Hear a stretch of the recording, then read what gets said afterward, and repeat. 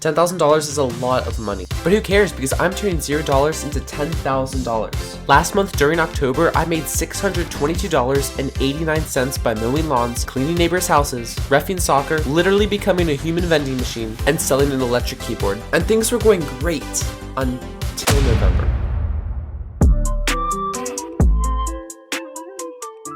The first week of the month started off pretty well because I thought I was going to sell something to a lady named Sandy on Facebook Marketplace, until one of the worst embarrassments of my life happened. Hello, when are you available for pickup? I want the cup. Does 5:30 p.m. work for you? Okay.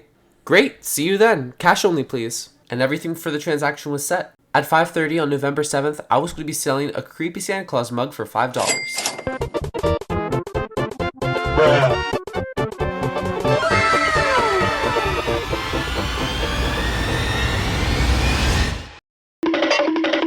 I am so sorry. I completely forgot. I am so sorry. No, ...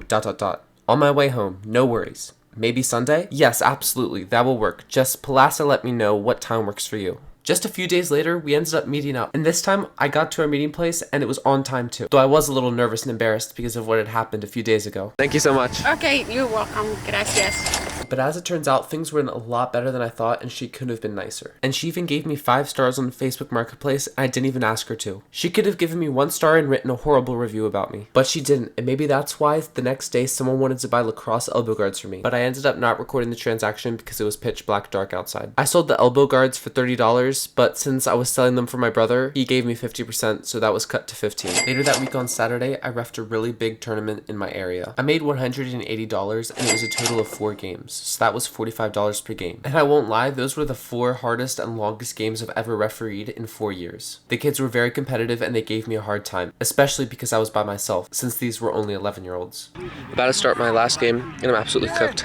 It's been coaches yelling nonstop. I've given like 4, 5, 6, maybe 7 yellow cards. I just don't know. It's just crazy right now. I would have liked another referee to be with me so that I wasn't alone, but the thing is, God was with me, so I wasn't alone. I just finished all 4 games. It was coaches, players, parents were terrible. I gave maybe 10 yellow cards today. Yeah. And after such a long day, I was cooked, so I hopped in the car and went to Chick-fil-A, because a good friend of mine had given me a $10 gift card, and the food was delicious as always. Then I put 2 items on Facebook Marketplace which still haven't sold, but that's fine, because I sold a mini over-the-door basketball hoop for $5. Hey, thank you so much, I appreciate you. Thank you, bro. After selling the mini basketball hoop, nothing was really going on for about a week, until my neighbor asked me to take care of his cats while he was gone on vacation. Now I had done this before, and I knew what to do, so it was pretty easy.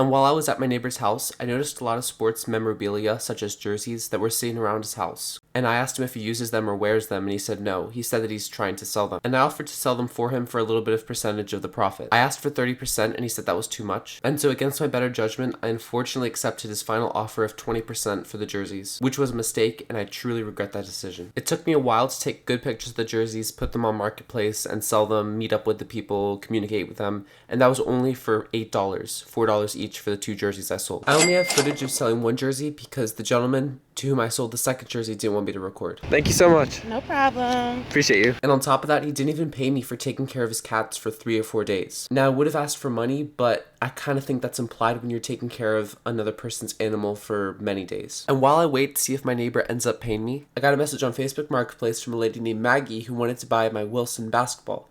But there's a story behind this basketball. I put this basketball on Facebook Marketplace right when I was starting this challenge. And a few days after I posted the basketball, a guy from the other side of the country asked if he could buy it. He was willing to pay $15 when it was only $5, and he was willing to pay shipping as well. And to be honest, that sounded a little suspicious. So I didn't respond, and he's kept writing me, so I eventually have had to block him. And so a few months after August, a lady named Maggie, who I mentioned just briefly before, said that she was interested, and we planned to meet up and everything was great. Hi, is this available? Yes, are you interested? Yes, where is pickup location, and what's a good time to meet today? Then I gave her the meetup place and said that I wanted to meet at 4 o'clock. I'm sorry, I'm very busy today. If today doesn't work for you, I'm free most of the day tomorrow. That's fine. 4 p.m. is good. Great. See you then. Cash only, please. Okay, sounds good. 2 hours later. Well, I'm here at the meeting spot, and Maggie is not here yet. I mean, there's this card that just has its lights on. It's just staring right at me, but I don't think it's Maggie. So it's 10 after 4, and we'll see if she comes. Bad news, guys, I just left the meeting place and Maggie did not show up to buy this basketball that will not sell. It won't sell at the local store. I can't ship it to Florida, and now I can't even sell it locally. So it's the curse of the Wilson NCAA approved basketball. I wrote to Maggie to see if she had forgotten or if she was still interested at all, and I had no response. Still no response, and she's completely ghosting me. As I waited to see if Maggie would respond, a gentleman named Walker wrote to me on Facebook Marketplace and said that he was interested in a Nike hoodie that I was selling for $35. As I was leaving the house and going to the car, I realized that I had forgotten my car key. So I went back to the door to go inside to get the car key, but then I realized that I forgot the house key and I was completely locked outside. Bruh. And we were supposed to meet in just a few minutes. So instead of giving him my address to come by the house, I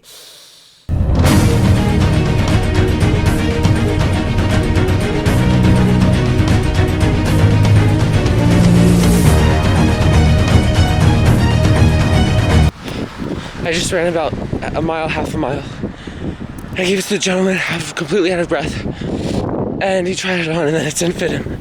So now I'm locked out of the house, don't have a car, and I'm on my way home. So I didn't get the sale for the hoodie and I was already locked out of my house. So I walked back and waited for my neighbor to wake up and then I was able to go back inside. As I was getting over Maggie ghosting me and Walker not wanting the hoodie, I reffed 2 games and made 50 each. And on my way to the car as I was leaving the complex, I found 27 cents lying on the ground, which I added to my grand total. And believe it or not, I've already found over $5 of change lying on the ground just in 4 months. There's coins everywhere and I never missed the opportunity to get either 25 cents or just a penny, because it all adds up.